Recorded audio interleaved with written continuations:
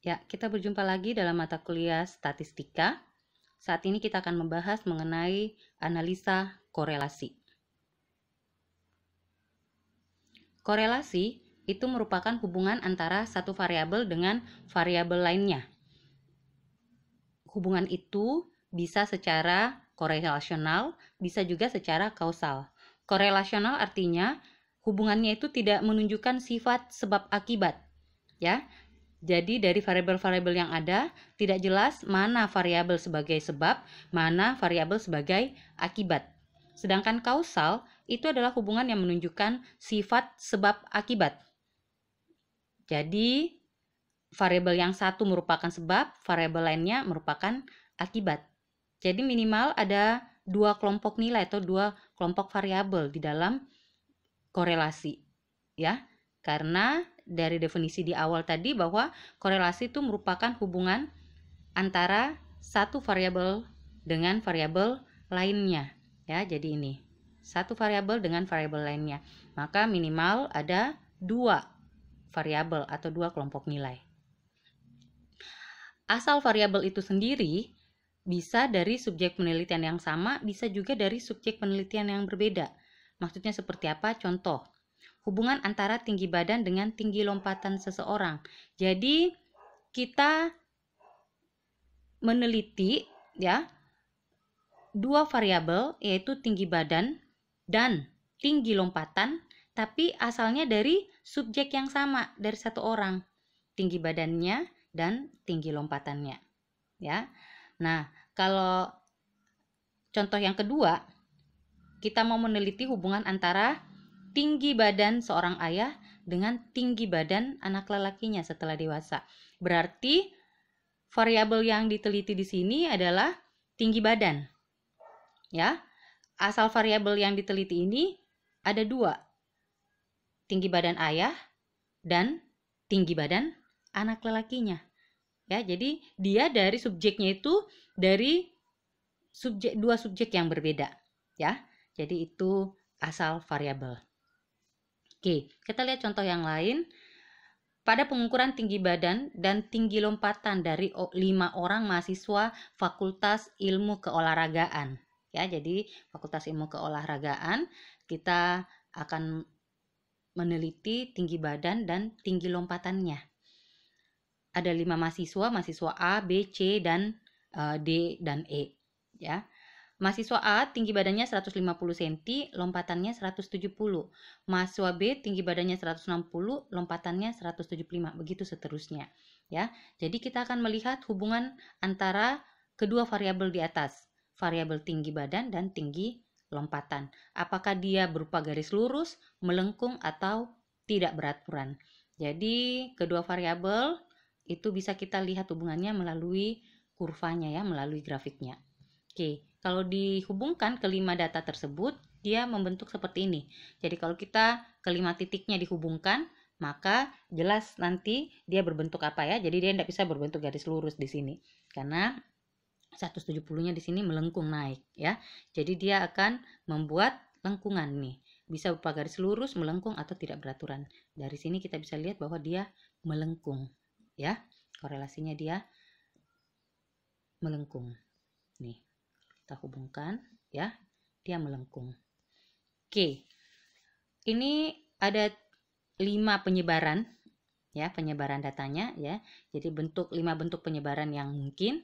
Yang A ini penyebarannya dia memanjang tegak mendekati sejajar sumbu vertikal. Jadi dia ini, lihat, dia tegak. Kalau yang B, ya, dia memanjang horizontal, nih, dia horizontal, ya. Kalau yang C, penyebarannya itu dari kiri bawah ke kanan atas. Kalau yang D, penyebarannya itu dari kiri atas ke kanan bawah, ya. Kalau yang E, dia bulat, ya. Jadi itu 5 bentuk penyebaran yang mungkin terjadi, ya. Jadi bulat itu tidak menunjukkan arahnya ke arah mana, ya. Oke. Korelasi dikelompokkan menjadi 3 bagian. Ada korelasi yang positif kuat, ada negatif kuat, dan ada yang sama sekali tidak ada korelasinya. Korelasi positif kuat itu ditandakan dengan R-nya. R itu nilai korelasinya, nanti yang akan kita hitung menggunakan rumus. Nilai korelasinya mendekati atau sama dengan positif 1. Ya. Jadi di mana setiap kenaikan variabel X akan diikuti dengan kenaikan variabel Y. Dan sebaliknya, kalau variabel X-nya turun, ya, maka variabel Y-nya juga akan menurun. Sedangkan kalau korelasi negatif kuat, apabila nilai R-nya itu mendekati atau sama dengan minus 1. Ya, jadi dia lebih dekat ke minus 1. Di mana setiap kenaikan variabel X akan diikuti dengan penurunan variabel Y. Dan sebaliknya, kalau variabel X-nya turun, justru variabel Y-nya naik. Jadi itu negatif, korelasi negatif. Kalau satu naik, satu turun, itu negatif. Kalau sama-sama naik, sama-sama turun, itu korelasi positif. Ya. Nah, kalau tidak ada korelasi sama sekali, itu ditandakan dengan nilai R-nya itu mendekati atau bahkan sama dengan 0. Ya, di mana perubahan nilai suatu variabel tidak mempunyai kaitan dengan perubahan nilai variabel lainnya. Ya, jadi tidak jelas kalau X-nya naik, Y-nya tidak ngikut. Apakah dia naik juga atau turun? Ya, jadi dia tidak jelas. Jadi ingat, nilai korelasi R itu hanya antara min 1 sampai dengan positif 1. Ya, jadi saya ulang, nilai korelasi itu hanya antara min 1 sampai positif 1. Kalau mendekati min 1 berarti dia negatif. Kalau mendekati positif 1 berarti dia positif. Ya, kalau pas 0 atau sekitaran 0 berarti dia tidak ada korelasi. Oke. Untuk menghitung korelasi kita bisa menggunakan, jadi nilai R tadi itu korelasi, kita bisa menggunakan dua rumus. Bisa menggunakan rumusnya Pearson dengan rumusnya Spearman. Ya. Jadi kalau korelasi Pearson, syarat-syaratnya yaitu pengambilan sampelnya harus secara acak, random. Ya. Yang kedua, datanya itu berskala interval atau rasio. Dan yang ketiga, hubungan antara variabel X dan Y-nya itu linear. Jadi ini 3 syarat untuk korelasi, untuk kita menggunakan korelasi Pearson. Ya. Di awal waktu pengenalan statistika dasar, kita sudah bahas apa itu jenis-jenis data, yang mana itu data interval, berskala interval, yang mana itu data berskala rasio. Ya. Hubungan variabel linear juga sudah di awal ya. Oke, sekarang kita lanjut rumusnya.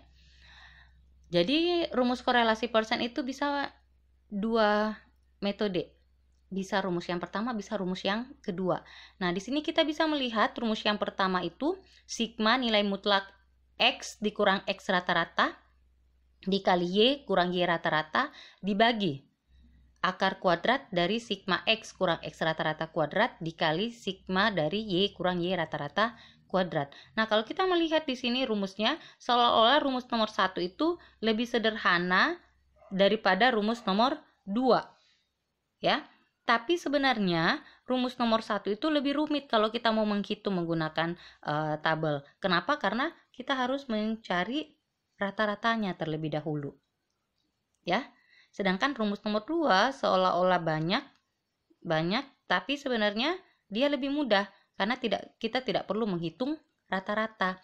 Yang kita cuma hitung itu adalah X dikali Y, ya, dan X kuadrat serta Y kuadrat. Jadi sebenarnya nomor 2 itu lebih sederhana. Di sini kita bisa belajar satu hal, yaitu bahwa sesuatu yang nampak sederhana belum tentu tidak rumit, tapi sesuatu yang nampak rumit, ya, tampak lebih rumit, tapi ternyata bisa saja dia sesuatu yang lebih sederhana, ya. Oke, kita lihat contohnya. Ingin diketahui apakah ada hubungan antara jumlah SKS yang diambil dengan indeks prestasi yang dicapai oleh mahasiswa dalam satu semester. Nah, setelah dilakukan pengumpulan data dari 10 mahasiswa, diperoleh data seperti ini.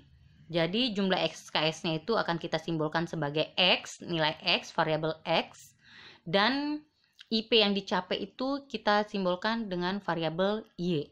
Ya, X itu jumlah SKS, Y itu IP yang dicapai. Nah, sekarang tinggal kita buatkan dalam bentuk tabel supaya mudah dihitung, ya.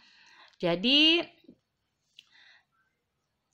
X, Y, kemudian X dikuadratkan, 20 kuadrat dapatnya 400, 3,1 kuadrat dapatnya 9,6, seperti itu ya. Kemudian ini X dikali Y, 20 kali 3,1 dapatnya 62,0. Begitu seterusnya untuk data nomor 2, mahasiswa kedua, mahasiswa ketiga, sampai mahasiswa ke 10. Sekarang tinggal dihitung ya sigmanya. Nah, setelah itu baru kita masukkan ke dalam rumus menghitung korelasi. Rumus menghitung korelasi adalah N. N itu banyaknya data, ada 10 mahasiswa. 10 dikali sigma X kali Y. Jadi ini X kali Y itu kolom terakhir dikali itu ini. X kali Y totalnya itu 549. Ya, sigma itu jumlahnya ya, jumlah totalnya. Dikurangi sigma X, ini sigmanya X. Dikali sigma Y, ini sigmanya Y. Ya, dibagi akar N. N itu banyak data tadi 10 nih. Dikali sigma X kuadrat. Jadi sigma X kuadrat ini, X dikuadratkan dulu baru dijumlah.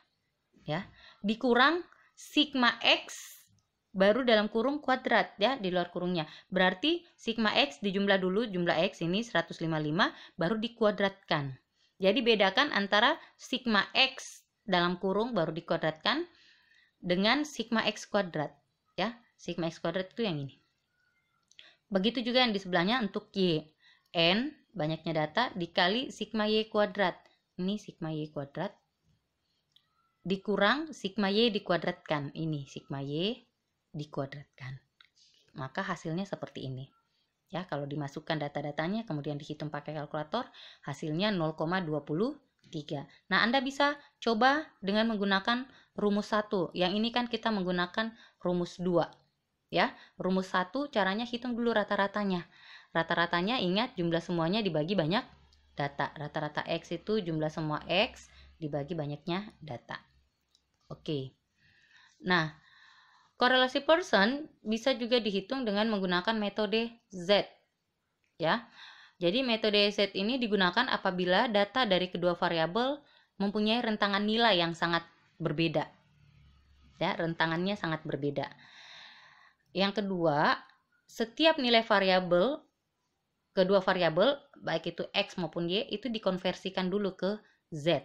Makanya ada Z-nya X dan Z-nya Y. Ya. X besar dan Y besar di sini itu adalah rata-rata. Jadi X besar itu rata-ratanya X, Y besar itu rata-ratanya Y. Kalau simbol yang tadi kita gunakan X bar ya. Pakai bar. Oke, jadi rumusnya seperti ini. SD itu standar deviasi dari X dan standar deviasi dari Y. Itu juga rumusnya kita sudah pelajari waktu belajar statistik deskriptif.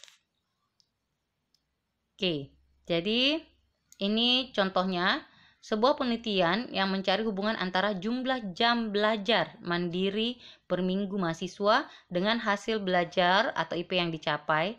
Dari 10 sampel diperoleh. Ada yang belajar 40 jam, IP-nya 3,8. Ada yang belajar 35 jam, IP-nya 3,6. Orang yang ke-10 hanya belajar 5 jam, IP-nya 1,0. Jadi karena rentangnya sangat jauh, ada 40, ada 5, makanya kita menggunakan metode Z. Ini tadi ya. Metode Z digunakan apabila data kedua variabel rentangan nilainya sangat berbeda. Oke, jadi kalau kita buat tabelnya seperti ini ya. Pertama, nilai X semua totalnya 230, nilai Y semua totalnya 26,65. Nah, sekarang cari dulu rata-ratanya. Rata-rata X yaitu jumlah semua X dibagi banyaknya data. 230 dibagi 10, dapatnya 23. Ya. Rata-rata Y yaitu 226,65 dibagi 10, dapatnya 2,66 Ya. Nah, kalau sudah didapat rata-ratanya tinggal dikurangkan 40 kurang 23. Ya. 40 dikurang 23 baru dikuadratkan. Ya, 40 kurang 23 itu 17, dikuadratkan dapatnya 289. Begitu seterusnya. Begitu juga dengan Y, 3,8 dikurang 2,665 dapatnya nanti dikuadratkan dapatnya 1,29 ya. Begitu seterusnya akhirnya didapatkan ya. Set X, ingat tadi rumusnya. Set X ini X dikurang X rata-rata dibagi standar deviasi. Nah, berarti kita hitung dulu standar deviasinya X. Standar deviasi itu adalah akar kuadrat N dibagi N kurang, akar kuadrat 1 dibagi N kurang 1 ya, dikali sigma X kurang X rata-rata. Jadi 1 dibagi 10 kurang 1, 1 bagi 9 dikali sigma X nih 1060 baru diakarkan, dapat standar deviasinya adalah 10,85. Kemudian standar deviasi Y berarti 1 dibagi N kurang 1, 1 bagi 9 dikali sigma Y kurang Y rata-rata nih kuadrat ya. Hasilnya nanti diakarkan diperoleh 0,91 ya. Jadi setelah kita dapatkan set X dan set Y, ini set X dan set Y ya. Ingat tadi set X berarti X ini 40 dikurang X rata-rata 23 baru dibagi standar deviasi X 10,85 maka didapat 1,57. Begitu seterusnya ya. Ingat ini tadi rumusnya ya. Begitu juga dengan untuk set Y. Berarti Y dikurang Y rata-rata 2,665 baru dibagi standar deviasi Y 0,91 ya. Begitu untuk data selanjutnya. Nah, sekarang set X kita kalikan dengan set Y ya. Nah, sampai seterusnya nanti kita terakhir kita dapatkan totalnya set X kali set Y yaitu 8,87. Maka korelasinya rumus R-nya itu adalah jumlah semua set X kali set Y dibagi banyaknya data. 8,87 dibagi 10. Maka diperoleh hasilnya 0,887. Ini kalau kita menggunakan rumus 1 dari korelasi Pearson. Ya.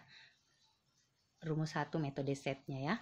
Ini kalau rumus 2 metode setnya ya. Jadi kalau rumus kedua sama caranya dengan yang tadi. Kalau di sini ditambahkan X rata-rata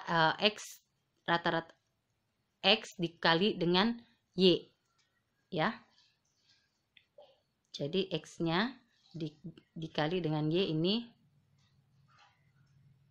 40 kali 3,8 nih dikali di sini.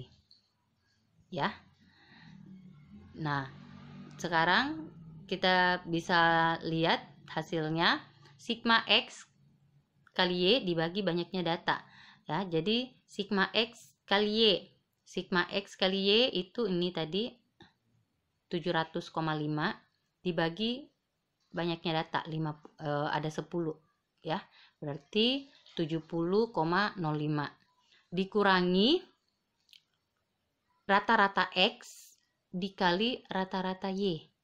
Ini sudah tahu tadi caranya menghitung rata-rata toh ini. Rata-rata X kali rata-rata Y. 23 dikali 2,665 ya.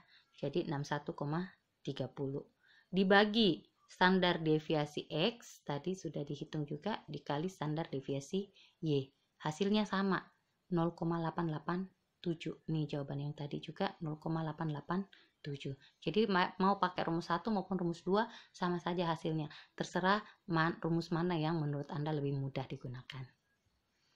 Oke, itu tadi korelasi Pearson. Sekarang kita lihat kalau rumusnya Spearman ya. Kalau Pearson tadi digunakan untuk data yang ini tadi syaratnya.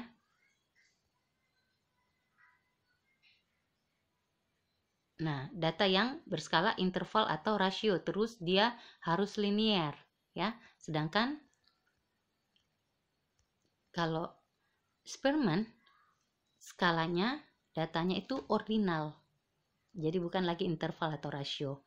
Kemudian tidak memperhatikan sifat hubungan linear. Kalau tadi kita menggunakan persen berarti variabelnya harus linear, ya.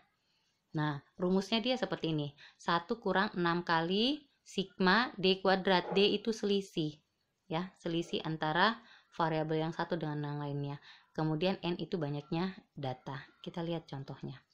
Suatu penelitian terhadap hubungan antara ranking tes masuk mahasiswa dan ranking di kelas sesudah kuliah, ya.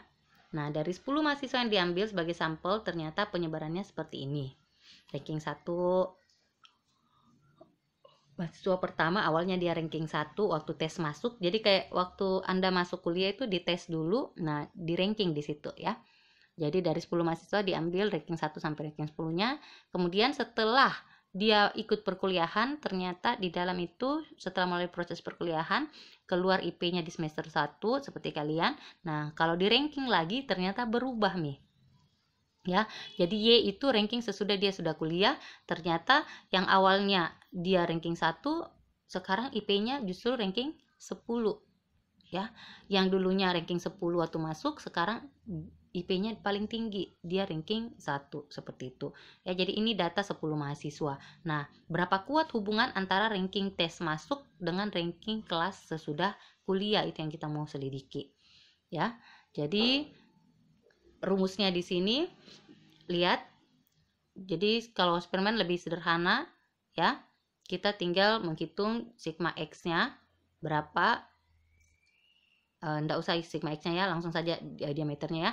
X-nya, Y-nya, kemudian D-nya, bukan diameter. Selisih ya. Selisih antara X dan Y itu jadi 10 dikurang 1, 9. 7 dikurang 2, 5. 8 dikurang 3, 5.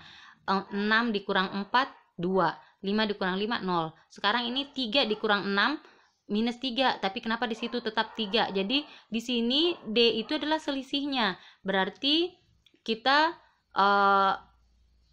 adalah ambil yang positif, ya. Jadi sebenarnya rumusnya D itu adalah nilai mutlak X dikurang Y, ya. Atau bisa juga nilai mutlak Y dikurang X, ya. Nilai mutlak Y dikurang X. Jadi nilai mutlaknya kalau hasilnya negatif akan berubah jadi positif, ya.